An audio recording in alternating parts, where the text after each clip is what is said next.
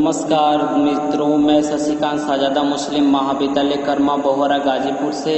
आज मैं बीए द्वितीय वर्ष विषय भूगोल और मैं पहले पढ़ा चुका हूं कि भारत में प्रादेशिक असमानता के विषय में। उसमें कुछ और टॉपिक्स बाकी थे जो इसमें हम आज पढ़ाने वाले हैं, जो इसमें हम बताएंगे कि भारत की दृष्टिकोण में कि भारत में प्रादेशिक असमानता के कारण कौन कौन से हैं, असमानता कैसे होती हैं। तो इसमें हम आज भारत के दृष्टिकोण से हम बात करेंगे।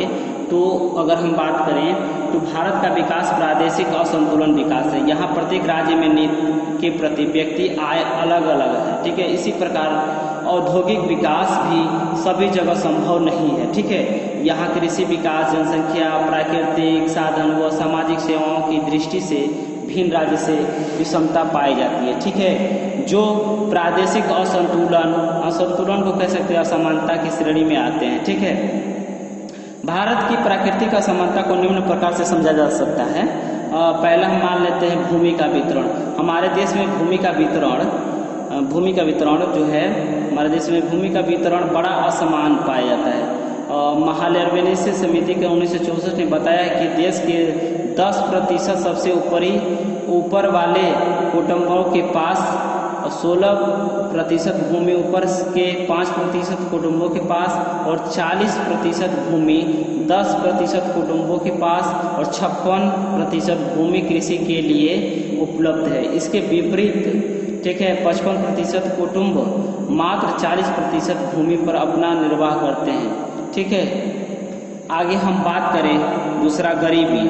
तो गरीबी से तात्पर्य है उस स्थिति से है जिसने समाज का एक भाग अपने जीवन की बुनियादी आवश्यकताओं को संतुष्ट करने में असमर्थ रहता है। हमारे देश में निर्धनता को सर्वव्यापी है, किंतु इसमें असमानता पाई जाती है। 30 दिवसीय प्रति आय प्रति व्यक्ति उपभोग व्यय के आधार पर देश में निर्धनता रेखा के नीचे रहने वाले का राष्ट्रीय प्रतिशत 26.10 है, और जिसमें ग्रामीण क्षेत्र का अंश 21.1% तथा शहरी क्षेत्र का 51.1% है। जबकि 1993-94 में देश की 36% जनसंख्या निर्धनता रेखा से नीचे थी, ठीक है। आगे हम बात करें उद्योग की। तो उद्योग जो भारत में औद्योगिक दृष्टि से भी बड़ी असमानता पाई जाती है। यहाँ कुछ राज्यों के कुछ नगरों में तीव्र गति से औद्योगिक विकास हुआ है, जबकि देश का अधिकांश भाग उद्योग विहीन है। स्वतंत्रता प्राप्ति से पूर्व अधिकांश उद्योग कोलकाता, मुंबई, चेन्नई के चारों ओर फैले थे। स्वतंत्रता के बाद न केवल देश के औद्योगिकरण में वृद्धि हुई, वरन विविध उद्योगों में जैसे लोहा, इस्पात, पेट्रोलियम, रसायन, मशीन आदि का असंतोषजनक विकास हुआ, ठीक है। चौथा बात करें हम कृषि की। तो देश में कृषि क्षेत्र में भी लगभग असमानता स्पष्ट लगती है। पंजाब, हरियाणा व उत्तर प्रदेश के कुछ भाग कृषि के क्षेत्र अग्रणी है। इसके कारण ऊंची उपज किस्म कार्यक्रम का गेहूं उपजाने वाले क्षेत्र में भी सफल होना है। पंजाब, हरियाणा, महाराष्ट्र, गुजरात, तमिलनाडु तथा आंध्र प्रदेश में भी कुछ फसलों का प्रति हेक्टेयर उत्पादन अधिक होता है, जबकि अन्य राज्यों में भी उत्पादन की स्थिति अच्छी नहीं है।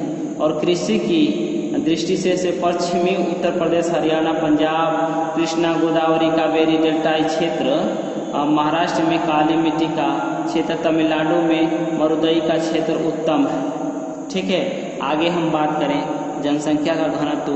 तो भारत में जनसंख्या का घनत्व 324 व्यक्ति प्रति वर्ग किलोमीटर 2001 के अनुसार है। 1991 की जनगणना के अनुसार भारत का घनत्व 287 व्यक्ति प्रति वर्ग किलोमीटर था। इस दृष्टि से भी बहुत असमानता पाई जाती है। राज्य में सबसे अधिक जनसंख्या घनत्व पश्चिम बंगाल का है, जहां का घनत्व 940 प्रति वर्ग व्यक्ति किलोमीटर है, और जनगणना 2001 के अनुसार राज्यों में सबसे कम घनत्व अरुणाचल प्रदेश का है, ठीक है। आगे हम बात करें साक्षरता का। तो भारत में साक्षरता की दृष्टि से भी बहुत असमानता पाई जाती है, ठीक। ठीक है। और वर्ष में 2007 में देश की साक्षरता का प्रतिशत 75% का लक्ष्य रखा गया था।